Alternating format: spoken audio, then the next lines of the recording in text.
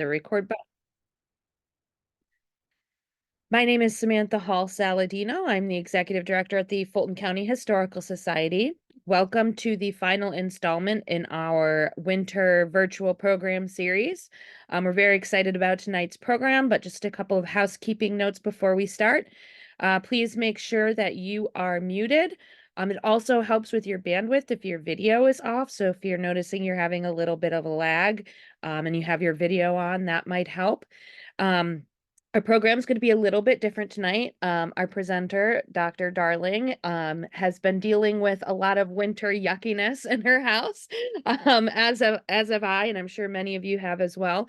So her program is actually is pre-recorded, but she is available. You'll see she's on here tonight, so she will be available at the end of the program to answer any questions, as well as you have her contact information so that you can reach out to her later if you think of something that you forgot to ask. So at the end, we will have an opportunity for questions where you can unmute yourself and ask, or if you'd like, you can use the chat function throughout the program to enter questions as you think of them. That is a great option too, because I always forget of things that I'm going to ask unless I write it down. Just a little plug for our upcoming programs. We have Songs of the Labor Unions with Cosby and Tom on Saturday, March 16th at 1 o'clock at the museum. That is free. That will be our first in-person museum program for this year. We also have save the date for our community barbecue and ice cream social fundraiser, which is on May 17th.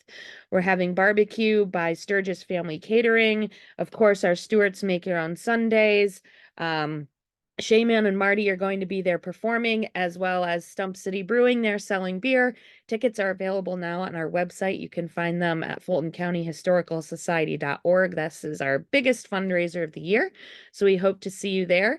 And we also have a bunch of other upcoming programs throughout the summer and into the fall and winter. So please check out our website. Give us a follow on Facebook. We really appreciate it. And with that being said, it is my pleasure to introduce tonight's speaker, who has done some programs for us before. Dr. Eliza Jane Darling is an anthropologist specializing in the social and environmental history of the Adirondacks, and she currently teaches at John Jay College of Criminal Justice, CUNY. So I'm going to mute myself and take it away. Thanks, Sam. It's great to be back. And to everyone, thank you very much for understanding that I pre-recorded this. I have a 5-year-old daughter, and we have been through COVID, flu, and pneumonia in the last month. So I wasn't actually sure I was going to be upright to even do a Zoom tonight. So I did record it, but I just recorded it yesterday. So really, it's not anything different than you would have heard if I had done it exactly live. And I will be, very happy to have a, a good Q&A afterward. So I'm going to go ahead and start this. And Sam, if there are any problems with sound or video, do let me know, and I will try to rectify it.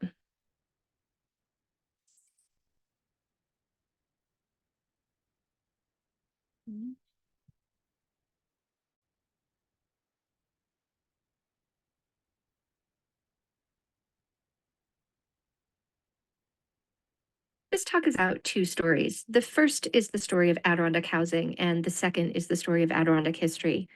It may not be terribly obvious at first how these stories are connected, but the link between them has to do with the $6 word in the title of this talk, which is gentrification.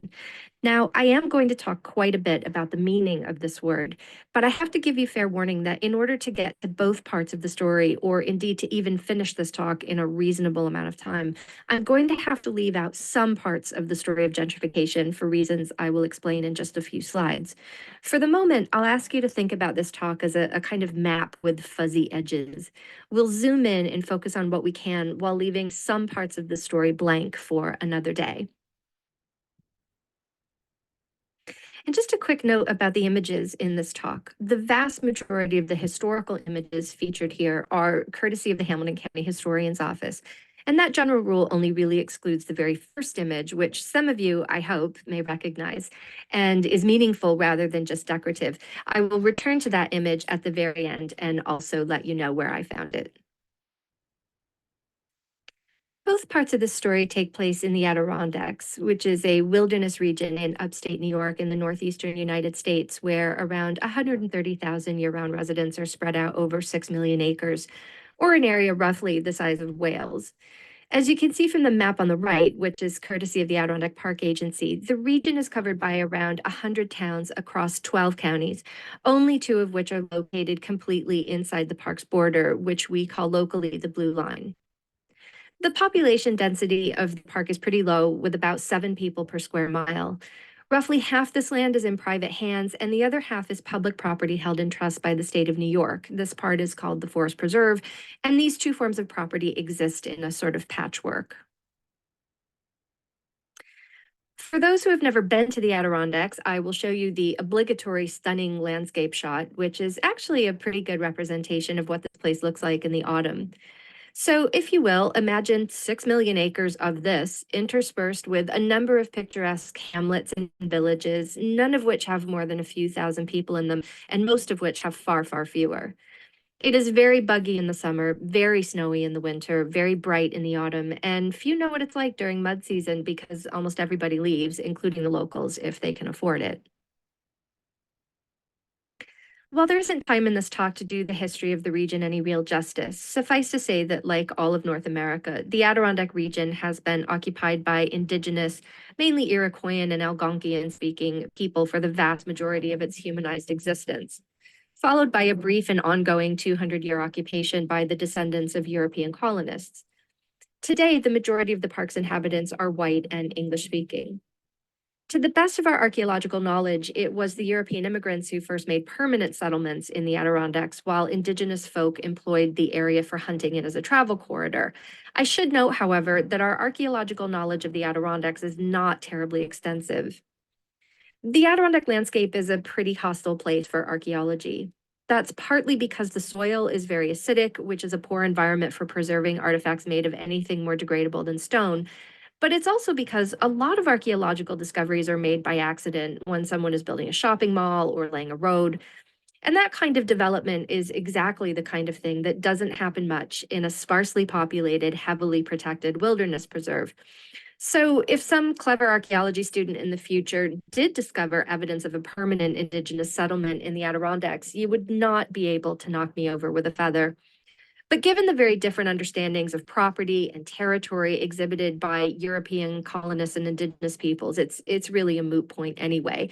There is no disputing that indigenous folk laid claim to Adirondack territory long before whites showed up, as is evident by the fact that the invaders then embarked on a long and brutal campaign to extinguish those claims in the ugly but accurate terminology used by New York State to relieve Indians of their land.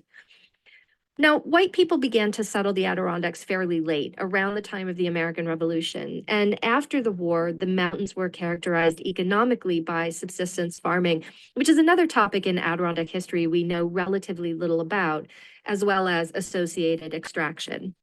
It wasn't until the mid 19th century that big capital began to arrive and set about stripping the mountains to the bone in search of lumber and later pulp, bark for tanning, and an assortment of minerals, along with a limited amount of manufacturing, though many such resources were shipped out of the region for processing. Tourism arrived at roughly the same time, and while it has ebbed and flowed, it has never really gone away and really can be understood as outlasting industrial extraction and manufacturing rather than supplanting it. And here's one of those places where I'm going to have to stop and say less than I would like to, because even while extractive industries and especially logging firms are no longer massive employers in the Adirondack Park, they are nonetheless still vastly important to the landscape and the economy in different ways. But here I will bite my tongue and move on so that we can talk about housing. The part of the Adirondack story we are largely concerned with here is the post-war era, and that has increasingly been characterized as an economic epic by housing as an Adirondack industry in and of itself, part and parcel of the broader tourist economy that has been here for 150 years. A big part of the reason why gentrification is such a complex issue to explain is that it has everything to do with residential housing. And housing is an incredibly complex commodity.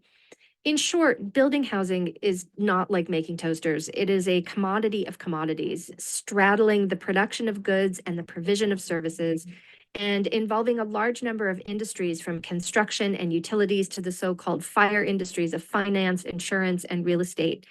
Housing is also complex in terms of use. We know it mainly as a space of social reproduction, which I will define briefly here as the process of raising a family. But dwellings can also be places of work and places of recreation, and that is exactly where the Adirondack housing story begins to get complicated, contested, and even somewhat controversial. Now, there are lots of opinions out there about how exactly we arrived at the current juncture, but there is one thing almost everyone agrees on.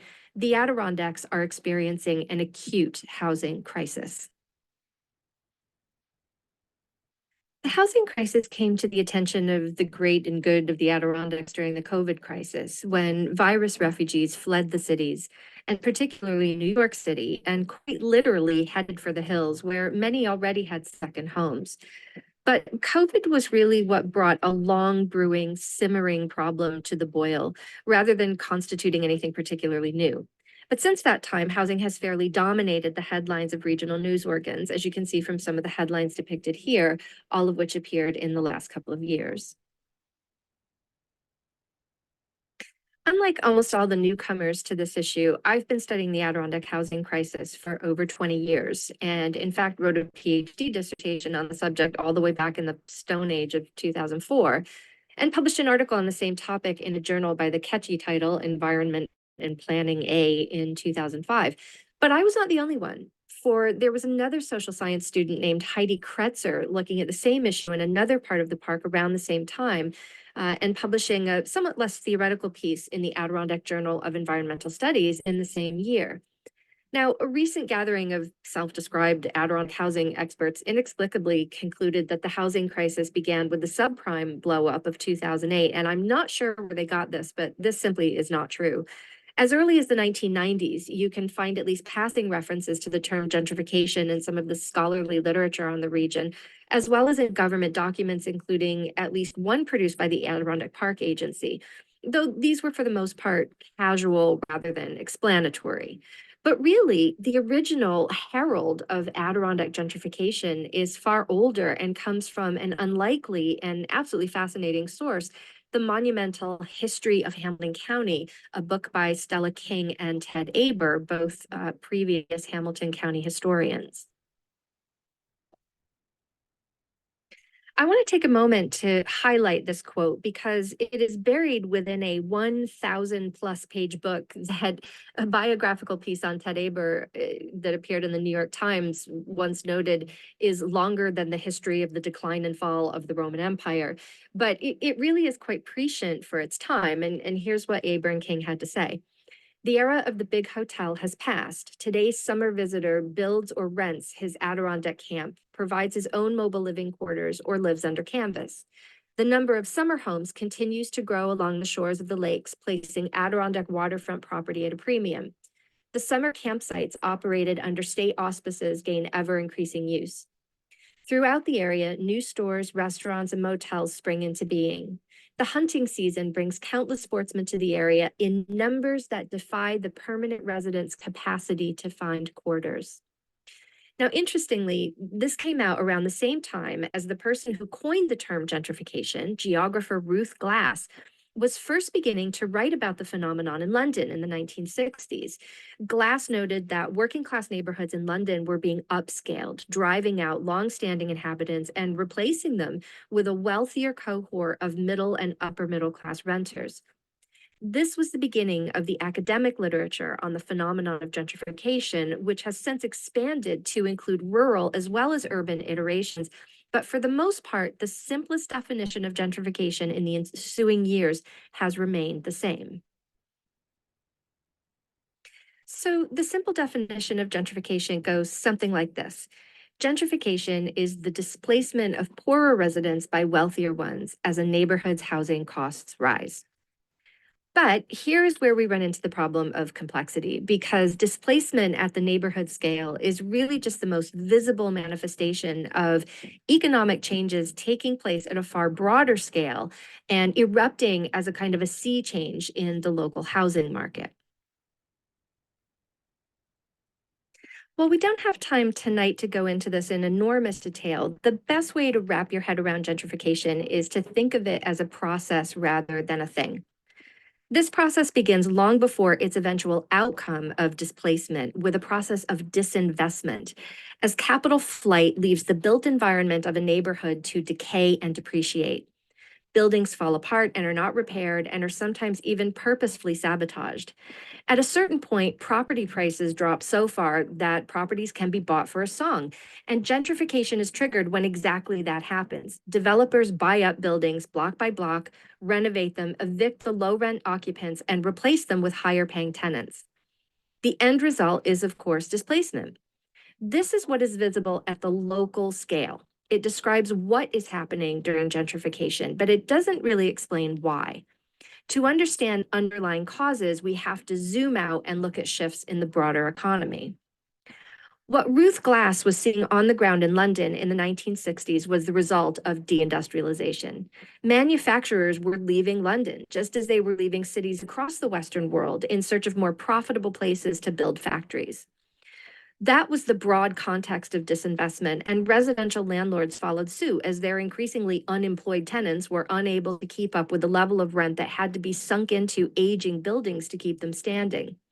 In the wake of deindustrialization came reinvestment, not in manufacturing, but in services, the rise of the urban service economy. The fabric of the city changed, and the displacement of the old industrial working class was the price that many cities paid. Rural areas like the Adirondacks followed this pattern of disinvestment and reinvestment broadly, but with different details. The story of disinvestment in the Adirondack region is one that we will have to leave somewhat fuzzy in the interest of time, but suffice to say that deindustrialization was only a piece of the puzzle. The 20th century did see a long period of capital flight from Adirondack industries, with tanning pretty much dead by the end of the 19th century, mining on its way out, and logging still a presence in terms of mass land ownership, but changing fundamentally as an employer due to mechanization. Adirondack tourism took a more complicated hit. While we did get a bit of a bump in the early decades of the 20th century with the proliferation of the macadam road and the advent of the affordable passenger automobile, nonetheless, tourism took a pretty deep dive compared to the glory years of the Gilded Age. Add to that the problem of widespread forest and structure fires, with places like Indian Lake and Racket Lake nearly wiped out by such conflagrations in the 1920s, the advent of travel technologies, which made the Adirondacks less fashionable, and the end of social accommodation like the Grand Hotels, and the seeds of the more individualized Airbnb economy beginning to take root. And you start to get the picture. Much of the Adirondacks underwent a period of sweeping capital abandonment in the middle portion of the 20th century. The idea floated in some quarters that the state chased out industry is extremely suspect. Industries were moving out anyway, and I would say rather that New York State took advantage of this over the course of the 20th century to expand its reach through land reclamation and expanded regulation. And that is exactly what happened. If the state did not exactly boot capital out of the Adirondacks in the first place, it had a hell of a lot to do with shaping reinvestment when capital did return to the mountains, with a new and improved system of private property regulation beginning in the 1970s. When capital finally began to recolonize the Adirondacks, it found the Adirondack forest largely recovered from the decimation of industrial scale extraction, providing new opportunities for investment. When reinvestment came to the Adirondacks in the post-war era, it came especially in a particular form, the seasonal housing market. Now, this again is a more complicated story than I have time to go into here. And gentrification in the Adirondacks did not proceed along exactly the same lines as gentrification did in the city, with massive developers devouring the built environment town by town.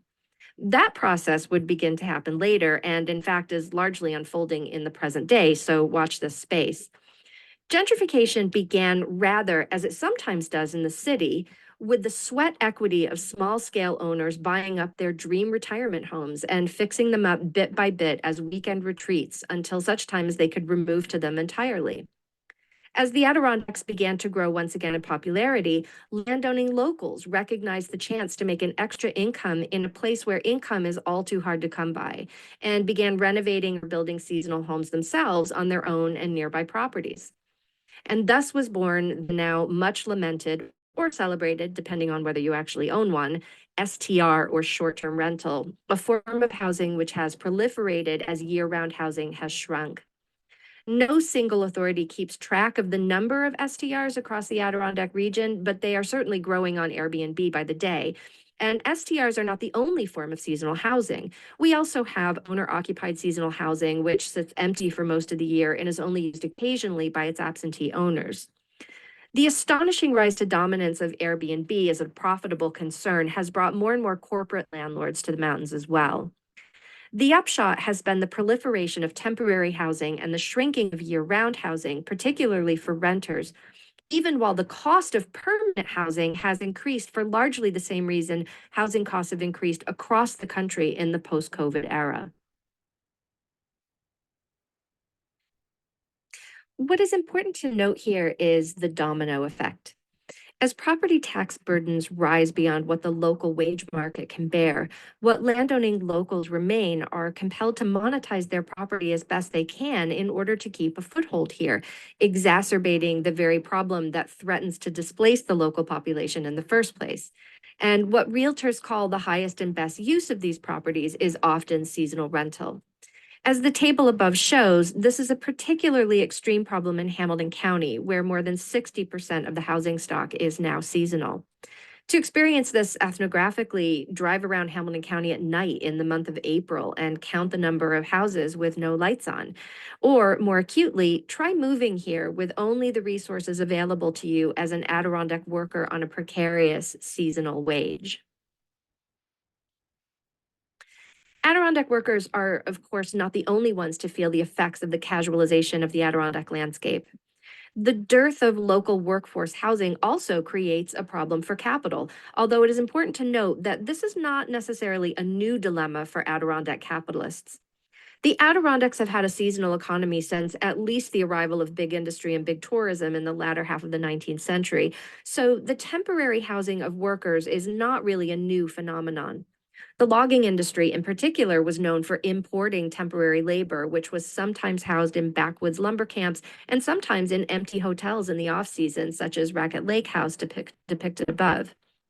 Company housing is still a tactic used by Adirondack capitalists, particularly in the central parts of the park, where commuting across long distances from beyond the blue line is not much of an option, and especially in industries where large numbers of seasonal workers are needed only in the summer months. But even where the problem of production can be solved, gentrification leaves another hole in the fabric of the Adirondack community. There is less and less space for the process of social reproduction. In addition to the shrinking availability of year-round housing in which to raise a family, a landscape geared largely toward the provision of visitors has meant a dearth of spaces and services that visitors typically don't need.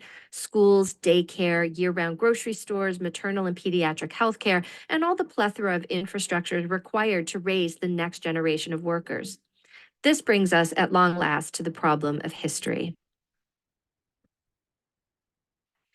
Now, I hope it goes without saying here that the primary issue in Adirondack gentrification is one of social justice. Beautiful spaces such as the Adirondacks should not be reserved for those who can afford to buy them. And so the issue of affordable workforce housing is effectively one of environmental rights. And yet, I think it is worth paying attention to the knock-on effects for history, both the making and the writing, not only because history is a valuable form of scholarship in its own right, but because heritage tourism forms an increasingly important part of post-industrial forest economies like that of the Adirondacks. So I want to talk a little bit about the state of Adirondack history and why the displacement of the year-round working class presents a problem for it. Displacement is a notoriously difficult phenomenon to track. There are many aspects of demographic change that we can assess at arm's length through instruments like the census, absolute population, median age, certain aspects of housing and commuting, school enrollment. All of these are characteristics of rural gentrification that we can get a grip on by crunching the numbers. But the phenomenon of longtime locals leaving the area and not returning is a qualitative rather than a quantitative bit of data that has to be observed ethnographically, either by hanging around and witnessing it over time or by reconstructing displacement based on the stories of those who remain. I have something of an advantage in that regard, and having been born and raised in the Adirondacks, so I have the vantage point of 50 years of witnessing, at least in the towns of the southern Adirondacks that I know best. And one thing that I have witnessed over and over again in the course of studying Adirondack gentrification is that the erosion of local working class people goes hand in glove with the erosion of local working class history, which was in a fairly precarious state to begin with.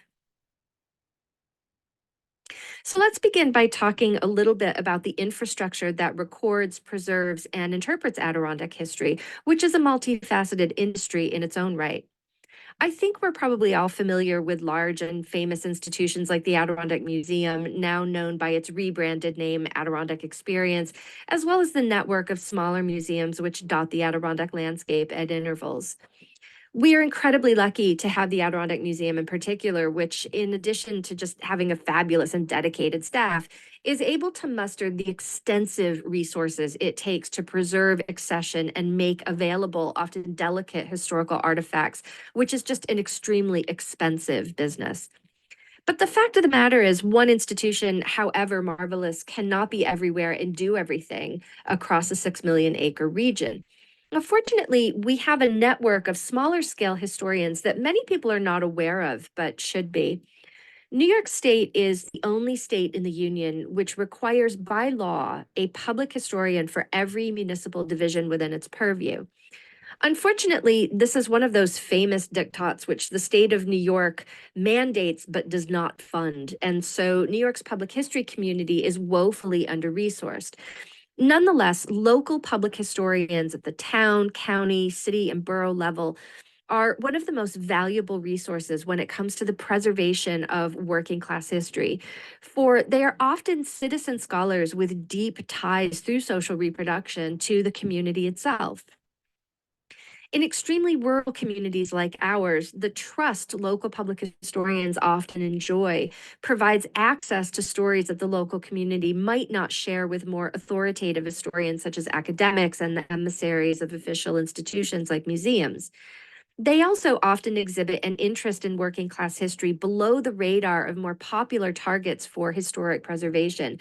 So let me focus a bit on what those tend to be in the Adirondacks, particularly among academic scholars and those who, by necessity, are trying to sell history to a paying public. There are really two kinds of history that get told in the Adirondacks broadly.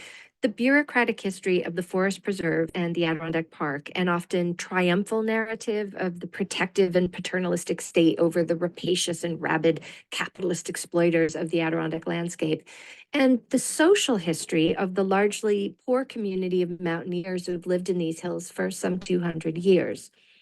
Now, occasionally these narratives do overlap, but they often feel like two different versions of the same place. And it is often the more amateur scholars, such as public historians, who take an interest in the latter, while professional scholars seem unable to resist the temptation of the grand narrative of the Adirondacks as eco-capitalist experiment. I do want to be clear that all of the books that I show here and many more along these lines are fabulous and, required reading for anyone who cares about the region. But I do think that they represent a certain tradition of privileging a particular angle on the Adirondacks that has come to dominate scholarly work on the region. And there are other fault lines as well. The conspicuous consumption of fabulously wealthy Adirondack tourists at play is, of course, a perennial favorite for coffee table books. And we often know far more about rich people who spent their vacations here than those whose labor made the forest accessible to such consumers at all. When Adirondack historians do show an interest in working class history, it is most often the history of dangerous, spectacular, male dominated industries that take pride of place. Working class Adirondack women have lived no less dangerous lives than Adirondack men, and often considerably more so. But seldom do we see exhibits on childbirth, child brides, or domestic violence, as opposed to river driving, wilderness guiding, and backwoods logging. Grand architecture and sublime vistas are, of course, amply documented. For example, the Grand Folly that was Prospect House in Blue Mountain Lake, famously wired by Thomas Edison himself, has got to be one of the most photographed structures in the region, despite the fact that it only ran for about 2 decades before going bankrupt and being torn down. And water in general is a well-documented subject in Adirondack history, with the lake towns far better documented than the backwoods burgs. To a certain extent, this is a function of the tourist industry. Where you have tourists, you have cameras, at least after the advent and proliferation of amateur photography. And the tourist as accidental ethnographer means that certain Adirondack landscapes are far better documented than others. It also means that we have many well-documented scenes of people doing nothing, while those making idleness possible are generally relegated to the background if documented at all. So in terms that people who know the Southern Adirondacks would understand, towns like Benson, Bleecker, Hope, and Morehouse are something of a mystery historically compared to places like Lake Pleasant, Long Lake, Saranac, or the Lake George and Lake Champlain towns. Their histories largely lost to time. In general, I think this somewhat predictable state of affairs in Adirondack history that privileges the bureaucratic over the social, the spectacular over the mundane, the wealthy over the poor, the male over the female, and consumption over production is a classic case of history being written by the victors, or more accurately, the powerful, the literate, the resourced, the privileged. Though there is at least some good news. After a long period of white dominated history, radical historians such as Amy Godine, Melissa Otis, and Sally Svensson have begun to uncover the history of BIPOC or Black, Indigenous, and people of color folk in the Adirondacks. And I think that we may be at the beginning of a sea change in terms of the racial lens through which the Adirondack region has long been viewed. But there are still serious casualties of the way we do Adirondack history, and the most important among them is the subject of my own work on working class Adirondack women. Now, never mind women's work, very often we don't have histories of Adirondack women at all, unless you count tourists like Anne La Bastille as Adirondack women, and I do not, though that is a talk for another day.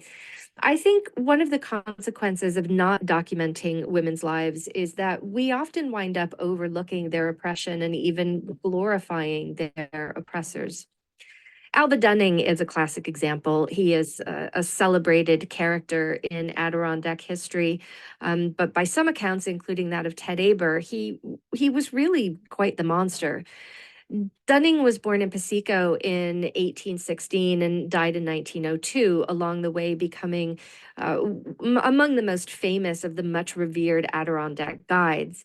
He is remembered often fondly as a sort of cantankerous Luddite who eschewed the niceties of modern society, including the requisite to treat one's wife like a person rather than an animal. So less well known is that Dunning was driven out of Pasico around 1860, having beaten his wife so badly that the community could not overlook it.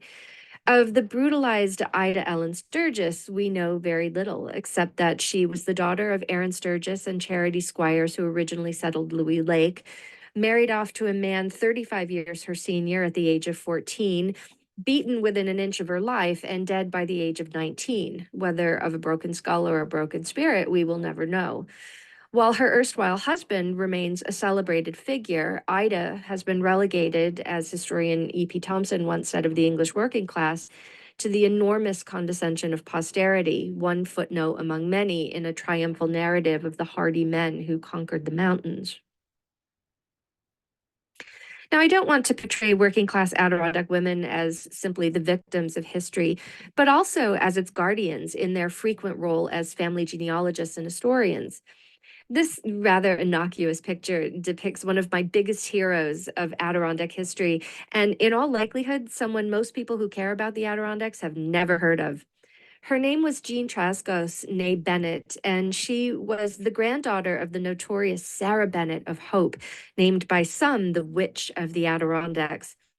Now, Sarah's story has been told over and over again by male historians, including the illustrious Ted Aber, as a tragedy of mental illness and domestic abuse. Until one day, I discovered a letter written by Jean to Ted disputing his version of events and offering to set the record straight. This was in the Hamilton County Historian's office when I was working in that position.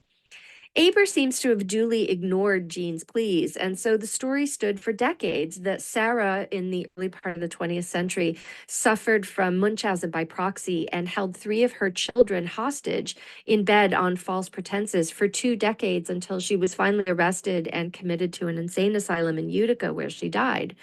Now, Jean, her granddaughter, undaunted, amassed as much evidence of the family plight as she possibly could, and her collection was preserved by her son John and his wife Peggy, who still fortunately live in the area and who were enormously kind in sharing it with me.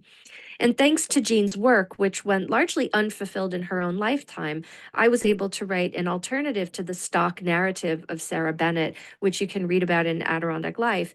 And I hope, do justice to the incredible labor Jean did in preserving the evidence of her grandmother's real story.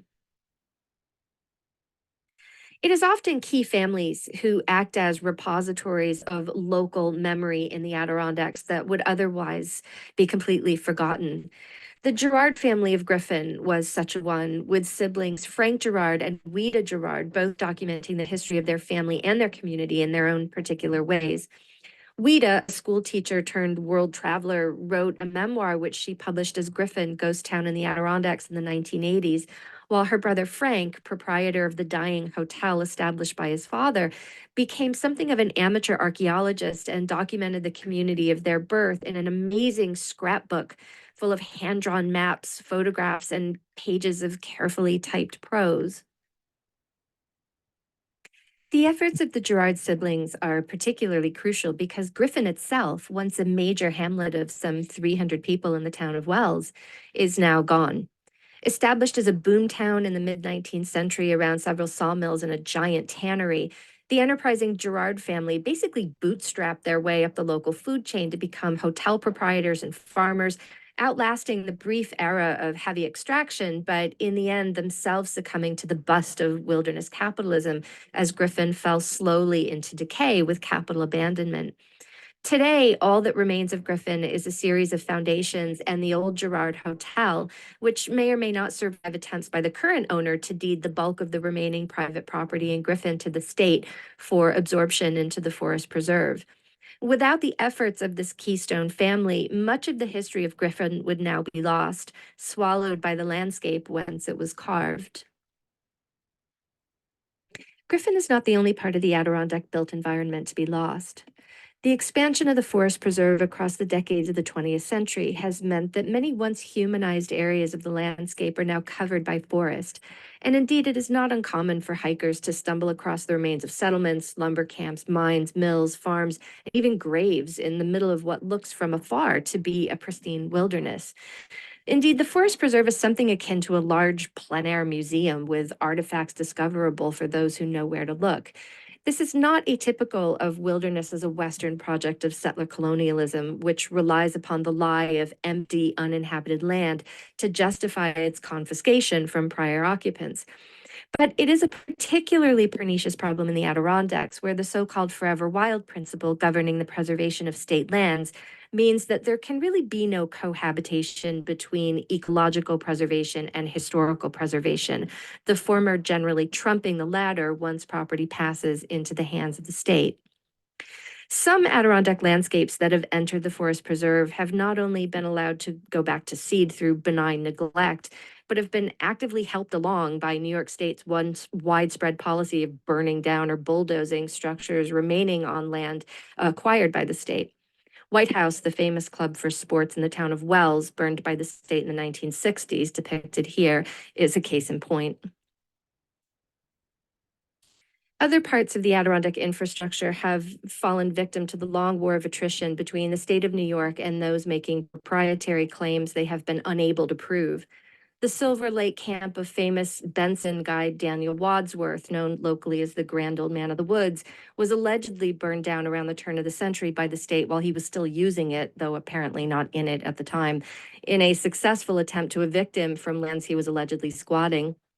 While New York has now supposedly sworn off the active destruction of human structures on property slated for acquisition, there's little doubt that a great deal of Adirondack history that might otherwise have been preserved in the built environment itself has now passed beyond the reach of preservation.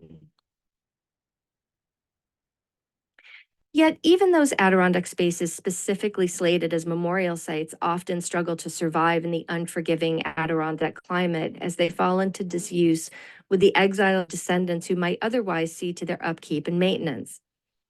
The tragic story of yet another Gerard sibling, Sister Inez Butler, is told in the cemetery in the town of Morehouse, whose population has now dwindled to double digits. Inez rests next to her 4-year-old daughter, whose death from pneumonia was reported in the Gloversville Morning Herald in 1936, a death year shared by her mother. Close by resides an infant daughter named Mary, of whom no trace remains in the written record. Thanks to the historical family collection safeguarded by a descendant of Inez's husband, I was able to confirm the tale suggested in stone. Mary died in childbirth the same year her sister Evelyn died of pneumonia. Inez, unable to bear the loss of both daughters, took her own life a few months later. The same newspaper that reported the death of Evelyn Butler would be unlikely to cover such an event today. While a scion of the Morning Herald lives on in the Leader Herald, it is a much diminished organ from its heyday when it covered an expanse from the Mohawk River to at least Lake Pleasant and sometimes as far as Racket Lake. The Leader is but one symptom of the broader decline of local newspapers across rural America, including the Adirondacks, where gentrification itself has produced some welcome new efforts at media coverage, which have fallen victim to the same bureaucratic focus as scholarly histories. Once a cornerstone of the historical record of the Adirondack region, the local newspaper is now only dubiously local, with only one publication still produced inside the blue line, and all of them struggling to make ends meet in the digital era. Hamilton County in particular is a black hole for news. Its paper of record little more than a thin community calendar with the barest coverage of local developments. So, in sum, the Adirondack region faces formidable obstacles in the preservation of its working class history. A harsh wilderness environment which seems intent on devouring all human monuments, even when we do try to protect them, an underfunded public history community struggling to do its job amidst a crisis of resources, a tradition of privileging a narrow definition of worthy Adirondack history to the exclusion of those whose labor makes the region accessible to anyone at all, and a failing infrastructure for ongoing documentation by those traditionally tasked with recording our collective living history as news. But none of these hold the candle to the gentrification-induced displacement of longtime working-class Adirondack families in whose photographs, letters, journals, scrapbooks, memories, and shoeboxes reside the social history of these mountains. The Adirondack housing crisis is a history crisis because dwellings house stories as well as people. And when their people go, their stories go with them, leaving only the silent dead behind. The vast irony of all this is that we're living in an age when the technologies for recording history as it happens have never been more widely available or used. The incredible hardware that is the smartphone has put the camera, the video camera, the voice recorder, the notebook, the typewriter, the printing press, and the sketchpad into a single machine that fits in your pocket. From an anthropological perspective, there really isn't any precedent for this in all of human history. And beyond the hardware, all kinds of really clever apps are being developed to make it even easier to record history as it unfolds or gets discovered, from oral histories to genealogies to story maps. Yet, what is the consequence? As an anthropologist, I often find myself sifting through vast piles of data looking for something that is actually significant. And the ephemeral nature of digital media, of course, strikes fear in the heart of every historian who, despite the vast benefits of modern recording technology, sometimes longs for the days of the card catalog and the vertical file. This is not a new question in information technology, but it is painfully ironic that in an age when we can record more than ever, it seems more than ever that the memory of rural places is in jeopardy by the sheer movement of people and our fleeting relationship to the landscape. It's important to note, I think, that none of what the Adirondack region is experiencing right now is particularly unique. And that's not just because similar rural places are also undergoing gentrification. That is indeed true. But that American society in general tends to be one of the most mobile in the world, moving on average more than most of our counterparts in other nations. And this is not particularly new. Americans have been a restless and peripatetic people through much of the last century for reasons that are beyond the scope of this talk to pin down, but which can sometimes make it difficult to discern the difference between voluntary migration and involuntary displacement.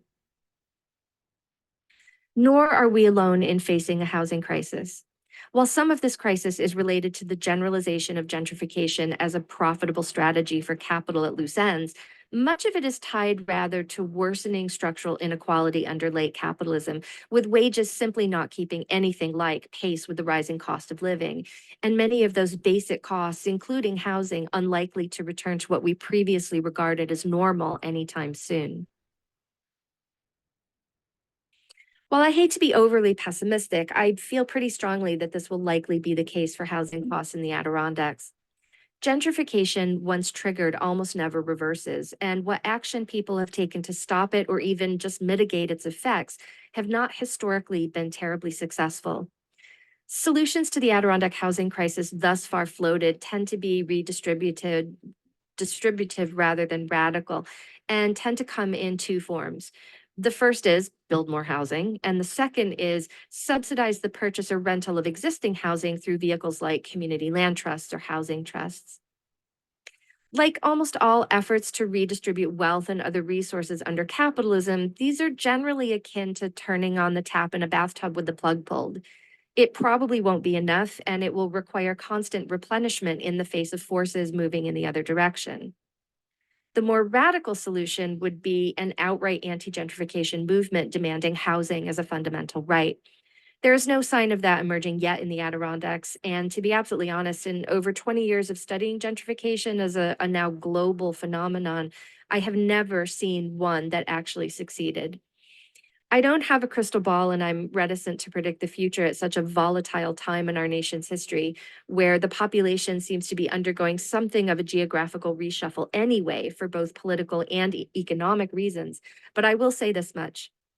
The Adirondacks used to be a place where you could be poor. It was a hard life, but it was possible. And I think it's very likely that gentrification will finally put an end to that possibility. Which brings me finally to the question of whether we are going to continue to make history at all in these hills, and what it really means to make history in the first place.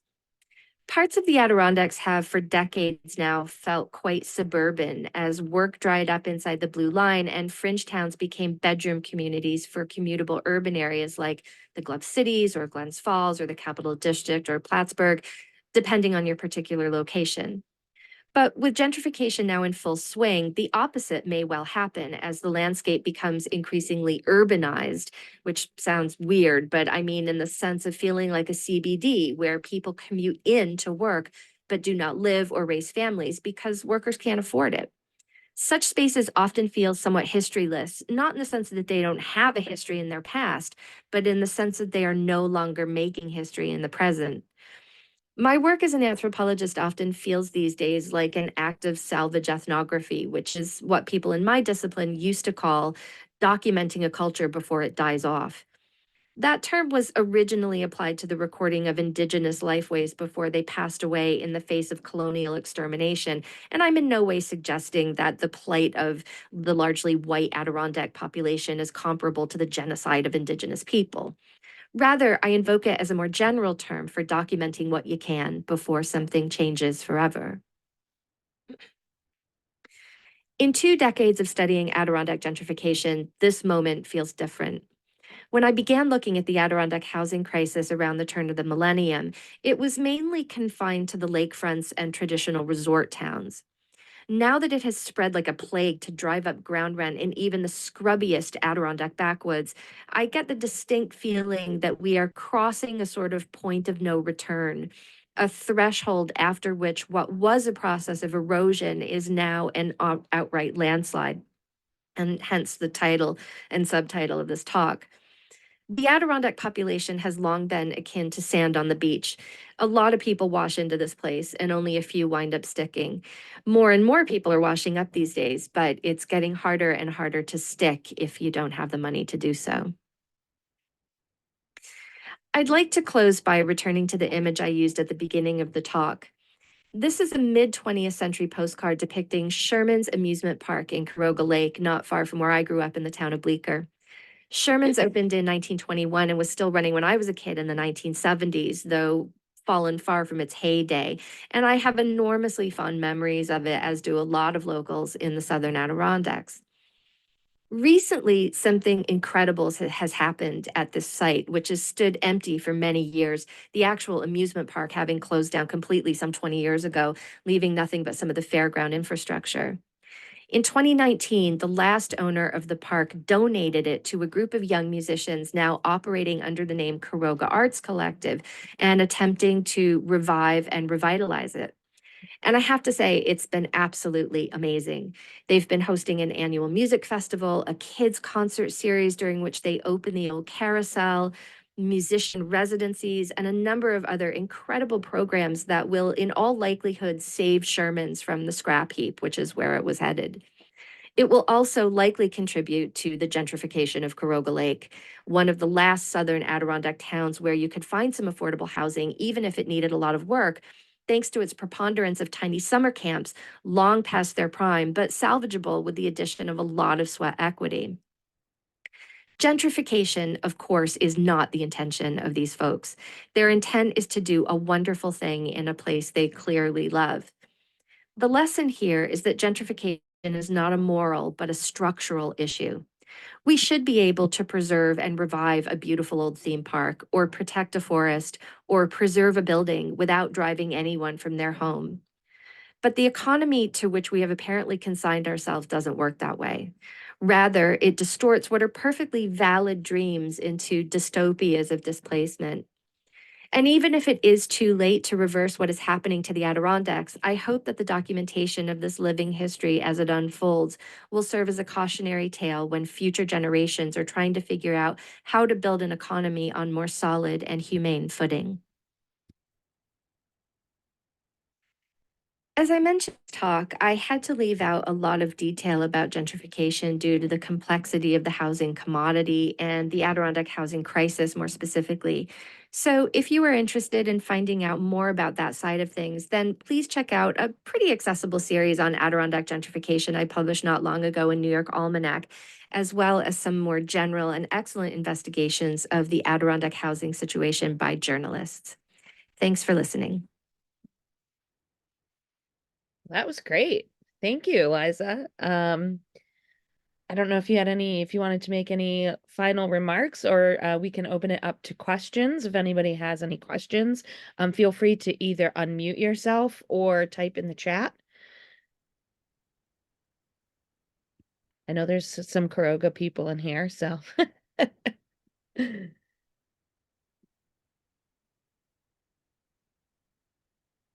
Any questions?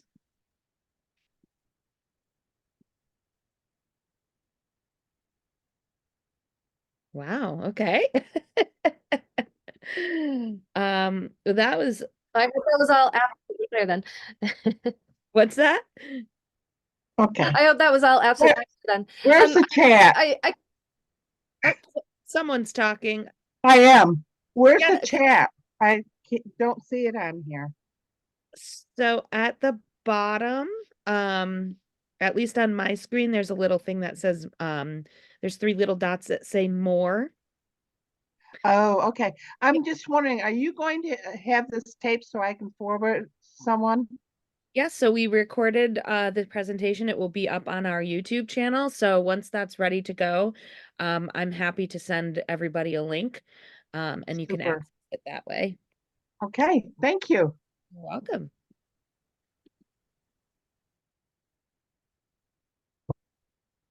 Any other questions, comments, thoughts?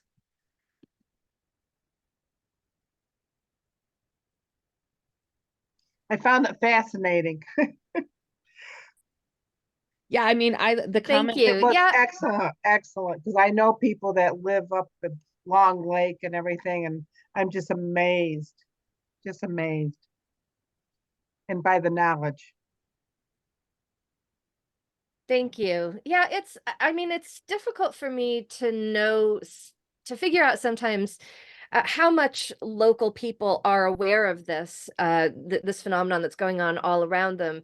Another reason why I chose a kind of a, an earthy metaphor of erosion and landslide is that very often Adirondack people themselves figure out that there is a housing crisis only when their own earth kind of shakes beneath them and they get displaced from their housing, through something, quite accidental and innocuous, and then figure out that there is no place to go.